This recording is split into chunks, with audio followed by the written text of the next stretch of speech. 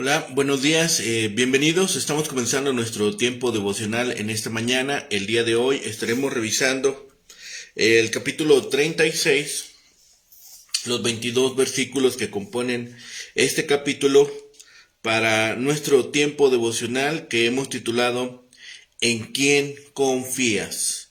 ¿En quién confías? Vamos a la lectura de nuestra porción. Recuerden que estamos usando la Nueva Traducción Viviente para nuestro tiempo devocional. Dice la palabra de Dios, Isaías capítulo 36. En el año 14 del reinado de Ezequías, Sennacherib, rey de Asiria, atacó a las ciudades fortificadas de Judá y las conquistó. Entonces el rey de Asiria mandó a su jefe del Estado Mayor desde Laquis con un enorme ejército para enfrentar al rey Ezequías en Jerusalén.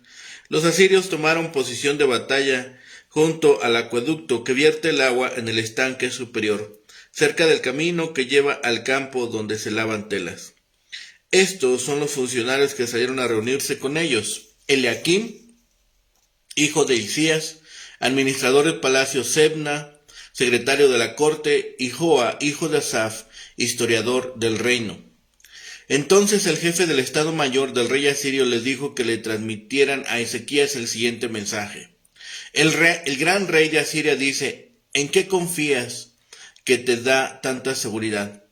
¿Acaso crees que simples palabras pueden sustituir la fuerza y la capacidad militar?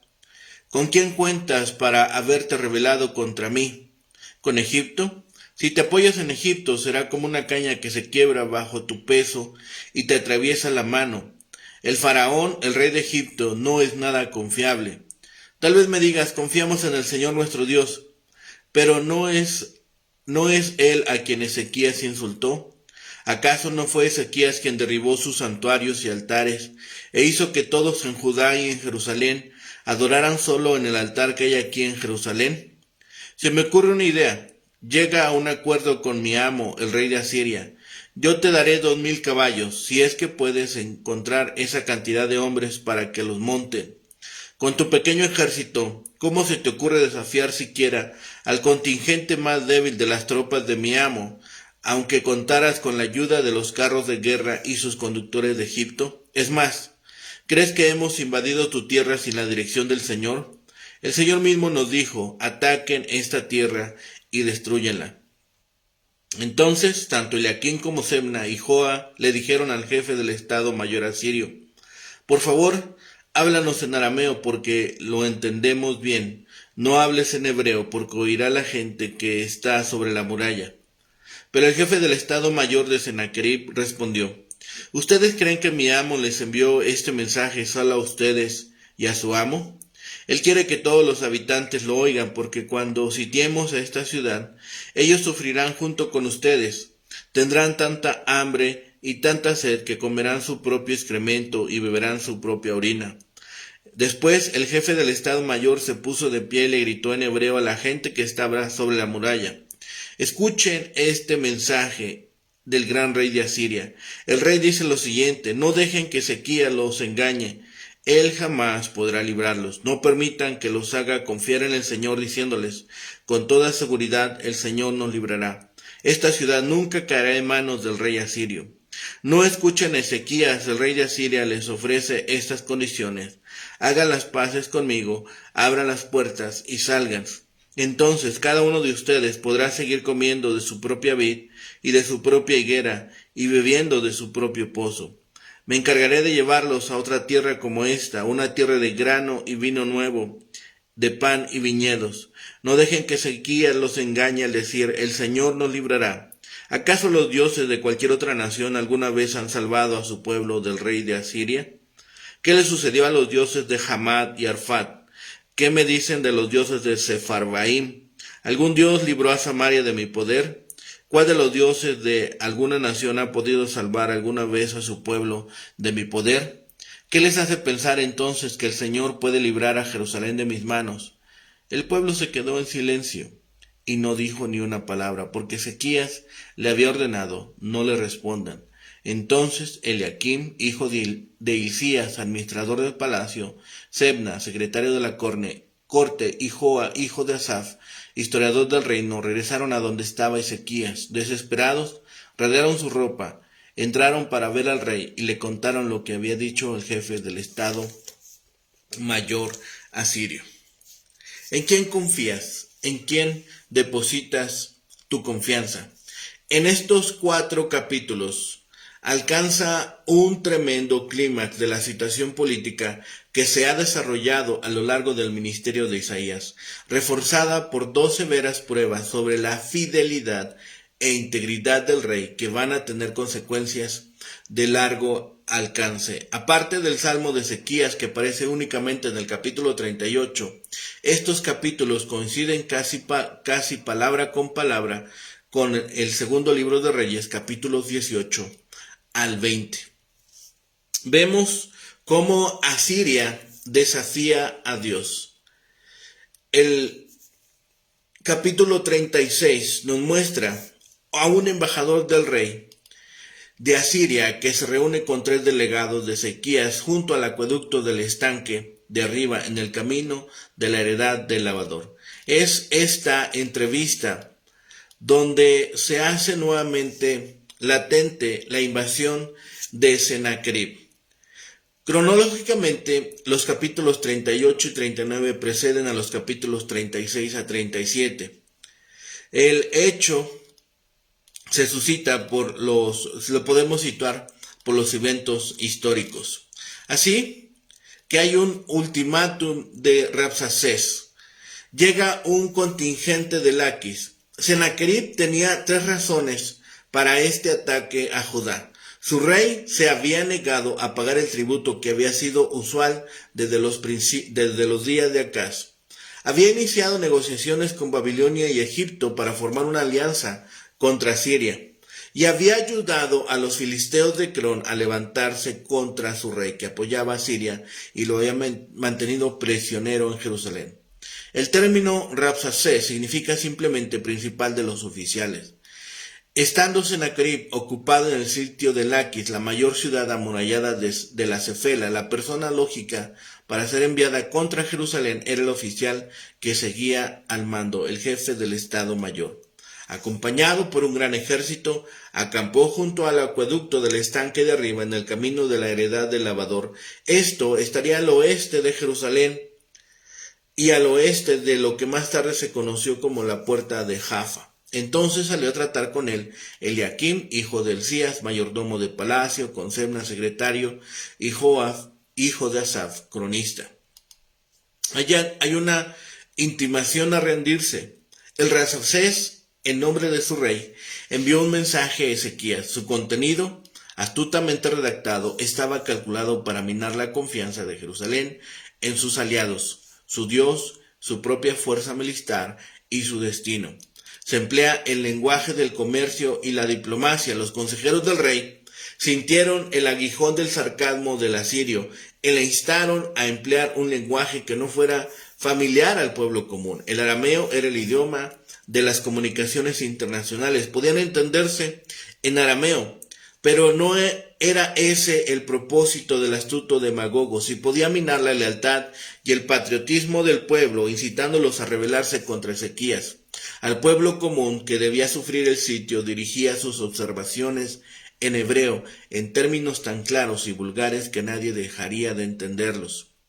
Así que también hay una instigación al motín. El Rabsacés ofreció al populacho abundantes alimentos y bebidas hasta que fueran deportados a una tierra tan buena como la de ellos, si solamente se rendían.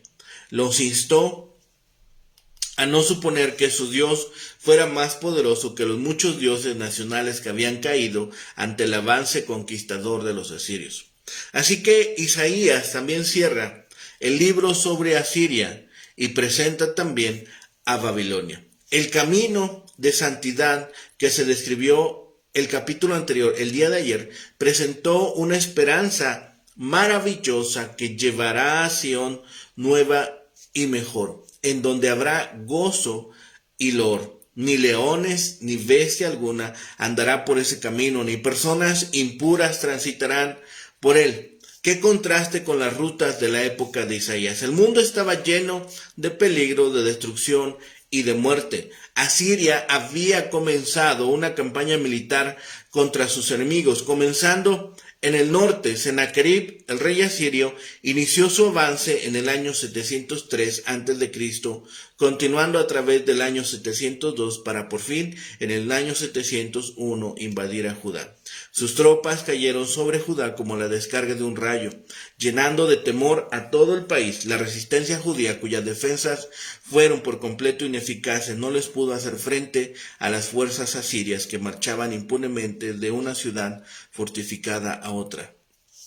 Ezequías había previsto el ataque de Sennacherib. El segundo libro de Crónicas, capítulo 32, nos dice que el rey tapó la fuente de agua que estaba fuera de la ciudad de Jerusalén, y donde pudo hizo lo mismo por todo el territorio.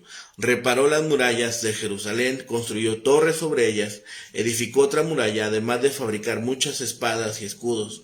Aparte de eso, para llevar agua a la ciudad, excavó un túnel que atravesaba las rocas calizas de Jerusalén. La construcción, apropiadamente llamada Túnel de Ezequías, serpenteaba por 532 metros, desde los manantiales de Gijón hasta el estanque de Siloé. Una inscripción descubierta en el año 1880 por unos muchachos árabes describía el proyecto. Jerusalén estaba preparada para un asedio largo y difícil. Años atrás, la conquista de Samaria les había tomado a los asirios 3 años. Ezequías estaba preparado para un sitio similar. La estrategia de la campaña asiria parecía ser aislar a Jerusalén y después tomarla. Sennacherib capturó las ciudades fortificadas de Judá y estableció su campamento cerca de Laquis, al suroeste de Jerusalén. El segundo libro de Reyes, capítulo 18, nos narra el mensaje que le envió Ezequías a Sennacherib: he pecado, retírate de mi país y aceptaré todo lo que me impongas. Como resultado de las negociaciones del rey judío, se les pagó un gran tributo a los asirios. Toda la plata del templo y los tesoros del palacio real fue enviada a Laquis, donde se encontraba Sennacherib. Ezequías llegó incluso a quitar el oro que recubría las puertas y quiciales de la casa de Dios, y también lo envió al rey asirio. El único resultado del pago enviado fue que Ezequías y Jerusalén se empobrecieron, y los asirios no cumplieron con lo pactado, sino que continuaron su ataque. Desde Laquis, Sennacherib envió al jefe de sus tropas y a un gran ejército a Jerusalén. Y pese al gran pago que hizo Ezequías, había llegado el momento de que la campaña se concentrara en la ciudad. La ruta hacia Jerusalén y el monte Sión era cualquier cosa menos un camino de santidad. Los asirios ocuparon Judá y llegaron a Jerusalén por el rumbo del camino de la heredad del lavador, el cual era muy bien conocido por Isaías. Más de 30 años atrás se había encontrado allí con Acaz, en el mismo sitio donde el comandante asirio se detenía ahora a hablar con la delegación de Ezequías.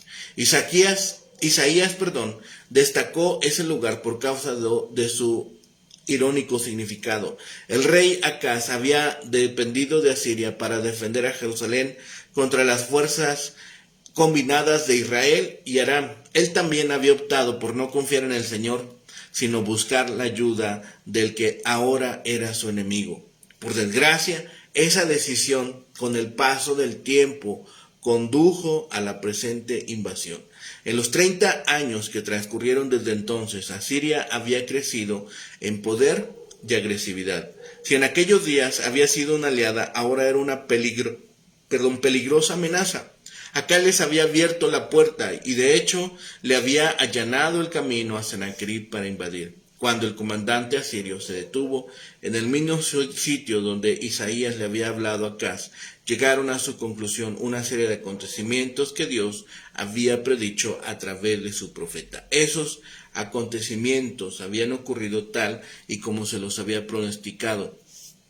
Acontecerá que aquel día silbará Jehová al tábano que está en el fin de los ríos de Egipto y a la abeja que está en la tierra de Asiria. Ellos vendrán y acamparán todos en los valles desiertos, en las cavernas de piedras y en todos los zarzales y en todas las matas. Aquel día rapará el Señor con navaja alquilada con los que habitan al otro lado del río, esto es, con el rey de Asiria, cabeza y pelo de los pies, y aún la barba afeitará también.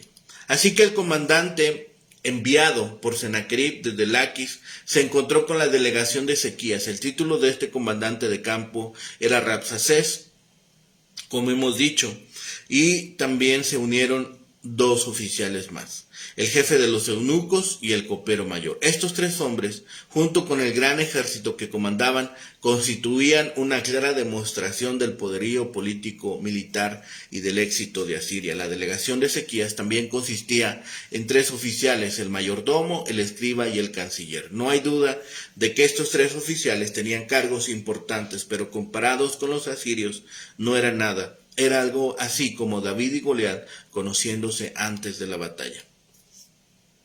Observamos también el discurso asirio, el discurso del comandante. Es una obra maestra de retórica política y militar con la que se proponía decirles a Ezequías y a Jerusalén cuán desesperada era la situación que afrontaban. El comandante enumeró 5 argumentos para demostrar que Ezequías no tenía base alguna para confiar en la más remota posibilidad de sobrevivir al sitio que se le avecinaba. Primero, dijo que la estrategia militar del rey judío era solo un montón de palabras huecas. Quizá conocía de antemano los preparativos que había hecho el rey de Judá, o por lo menos sentía que éste hubiera fortificado la ciudad previniendo la invasión y el sitio por sus tropas. Desde la perspectiva de este hombre, cualquier cosa que se hubiese hecho para fortalecer a Jerusalén era poco. Ante la fuerza arrolladora de sus tropas, solo eran palabras vacías. Segundo,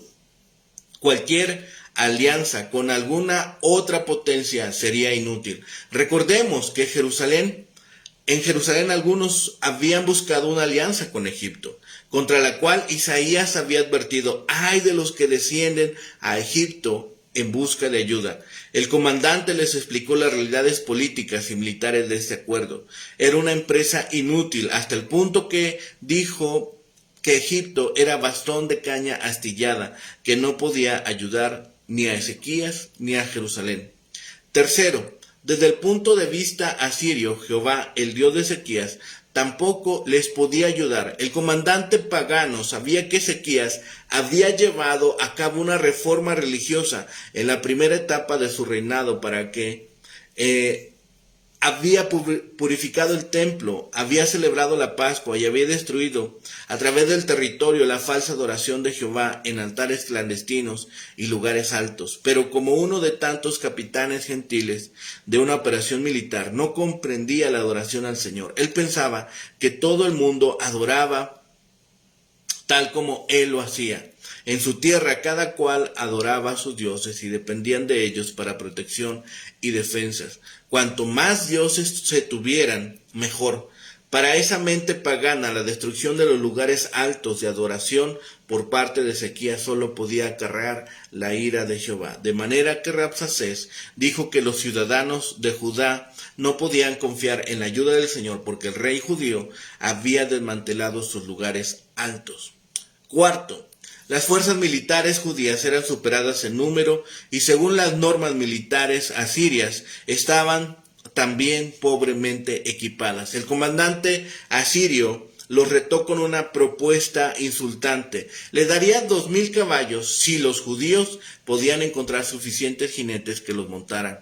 Incluso así, no podrían derrotar ni siquiera a un capitán del ejército asirio. Él estaba en lo cierto, los preparativos de Ezequías no habían producido una sola victoria. Sennacherib había conquistado todas las ciudades fortificadas judías, y aunque Laquis todavía resistía, su caída era inminente.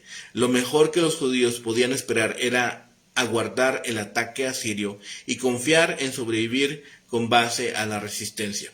Finalmente, el jefe asirio declaró que Sennacherib emprendió esta campaña porque Jehová lo había enviado. Años antes los asirios habían sido enviados por Dios para destruir el reino del norte. Jehová había predicho también que la invasión de Judá por las fuerzas asirias.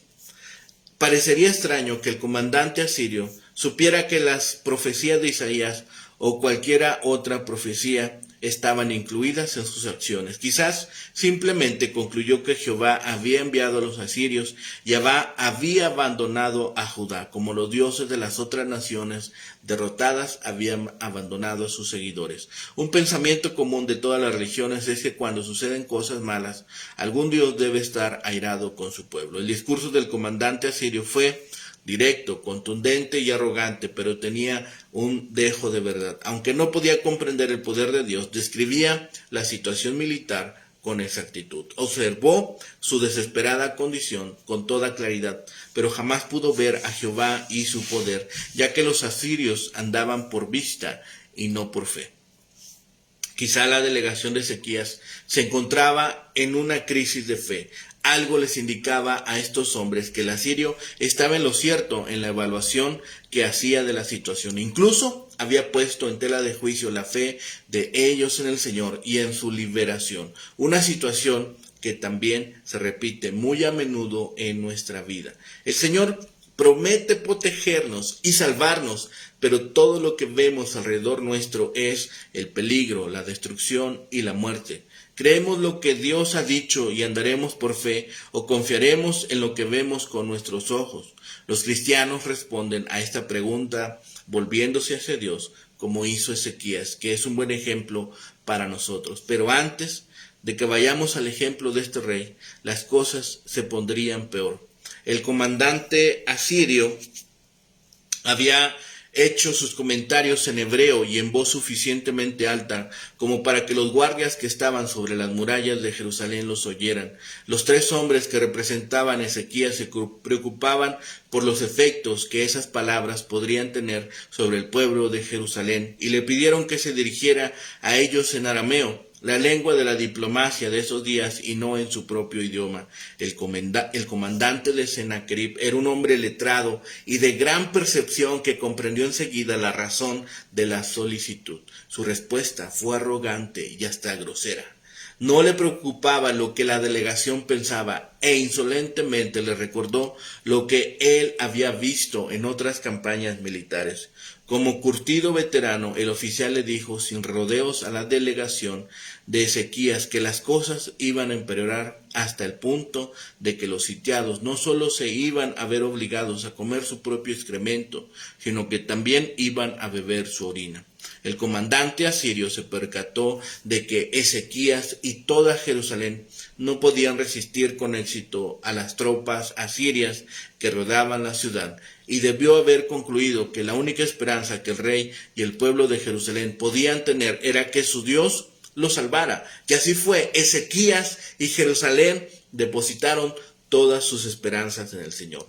En su segundo discurso, el militar asirio atacó la fe de Ezequías en Jehová. Con todo eso, procuraba socavar la resolución de los ciudadanos de Jerusalén, tratando de hacerles dudar de su fe. El discurso se divide en tres partes. En la primera, y desde la perspectiva del invasor, la esperanza en el Señor no era más que un engaño perpetrado por el rey judío para mantener a su pueblo sobre las murallas y dispuesto a defender la ciudad. El jefe militar asirio pensaba que de esta manera Ezequías estaba engañando a sus soldados. De acuerdo con la mentalidad asiria, eso no era más que un fanatismo religioso. La derrota les iba a acarrear muerte y esclavitud. En segundo lugar, el comandante asirio propuso una oferta de paz realista, que en la práctica era una oferta de capitulación. Si los ciudadanos de Jerusalén se rendían y salían de la ciudad, podían comer de sus viñas y de sus higueras, pero aquí había gato encerrado. Hasta que yo venga y os lleve a una tierra como la vuestra. Los judíos serían deportados, incluso si se rendían. Pero, y de nuevo, desde el punto de vista sirio, esto era mejor que estar muerto. Por lo menos esa era la implicación de lo que el comandante decía. Además les prometió que la nueva tierra sería como Judá, tierra de grano y de vino, tierra de pan y de viñas. La tercera parte de su discurso regresaba a la fe de Ezequías en Jehová. El asirio le recordó a los que vigilaban desde las murallas que hasta ahora ningún dios había librado a nadie del poderío militar de su país. Los lugares que citó como ejemplo eran naciones que habían caído en el pasado. No todas ellas habían sido derrotadas por Sennacherib, sino por sus predecesores. Todas las victorias pasadas eran las que daban ahora el prestigio a Asiria. ¿Qué posible esperanza podría tener Jerusalén? La confianza en el Señor no era mejor que la de las otras naciones habían tenido en sus propios dioses. Rasacés consideró que esa fe era una insensatez. Del mismo modo, del mundo incrédulo siempre considera que la fe en el Señor es una tontería peor. Finalmente, a pesar del impactante discurso, los hombres que estaban sobre el muro no respondieron palabra porque estaban obedeciendo la orden que dio Ezequías de guardar silencio. En cierto sentido, esa actitud demostraba fe en el Señor. El pueblo optó por confiar en Dios antes que aceptar la oferta de rendirse que les hacía el oficial asirio. A veces, ante la incredulidad arrogante, es mejor permanecer callado. La delegación judía, con las vestiduras rasgadas, en señal de profundo duelo, regresó afrentada a la ciudad. Les turbaba la blasfemia del comandante asirio que había desafiado a Dios, y tal como Goliat había desafiado al Dios viviente. Los delegados de Ezequías comprendían que la amenaza era real y ominosa, y esto les preocupaba en gran manera. Y por último, tampoco lo habían logrado nada. Sennacherib tenía el oro y la plata de Jerusalén, y no lo habían podido convencer de que detuviera el ataque. En lugar de eso, como respuesta, enviaba con toda audacia sus fuerzas a Jerusalén para continuar la campaña contra Ezequías. La situación era desesperada y no presagiaba nada bueno. No es de asombrar que se rasgaran las vestiduras. Finalmente, hemos observado cómo este pueblo responde: ¿en quién confías? A veces la persona, el grupo, la nación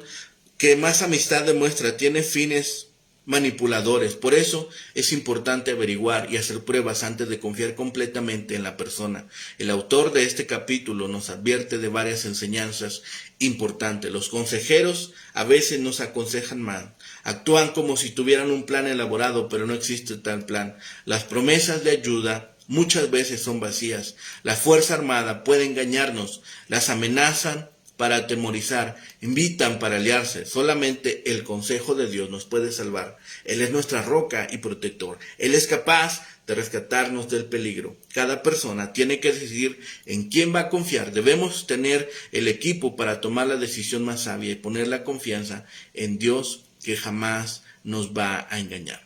Así que confiemos en las palabras, confiemos en las promesas que Dios nos ha dado, confiemos en su evangelio. Ezequías depositó gran confianza en la promesa del faraón de ayudar a Israel en contra de los asirios, pero las promesas son solo tan buenas como la credibilidad de la persona que las hace. El discurso que dio este militar nos dice en dónde habían depositado su confianza. ¿Cómo podía salvarles ahora el Dios de Jerusalén? Se suponía que Jehová era el Dios de Samaria, reino del norte, y ésta cayó. Sin embargo, Jehová era el Dios de Samaria solo de nombre, ya que el pueblo no lo adoraba. Por esto los profetas predijeron la caída de Samaria. Sin embargo, por amor a su nombre y por amor de David, el Señor rescataría a Judá del ejército asirio. Por amor y por misericordia, Dios nos ha prometido salvación en Cristo Jesús. Acudamos a la roca de nuestra salvación, acudamos a las promesas que Dios ha dado, acudamos y atendamos a la fidelidad de Dios, porque jamás seremos defraudados. Oremos. Bendito Padre y Señor, gracias te damos en este día, Señor, porque nos has permitido, Señor, despertar, porque nos permites tus bendiciones, porque nos permites de tu amor, tu misericordia. Y, Señor, ahora nos permites vivir confiados en tus promesas. Gracias, Padre, por ello. Gracias porque siempre hablas a nuestro corazón, a nuestra mente, nos sostienes, renuevas nuestras fuerzas y nos alientas, Señor, a seguir caminando por este camino de santidad. Gracias, Padre, por tus bendiciones. Permite que más hombres, mujeres, jóvenes, adultos y niños conozcan de tu evangelio y te reconozcan como Señor y Salvador. Gracias por todas tus bendiciones. Gracias por tu amor inagotable. De todo te damos las gracias. Todo lo rogamos y clamamos a ti por los méritos suficientes de Cristo Jesús, Señor y Salvador nuestro. Amén Amén y amén. Que tengan un excelente día. Que el Señor les bendiga.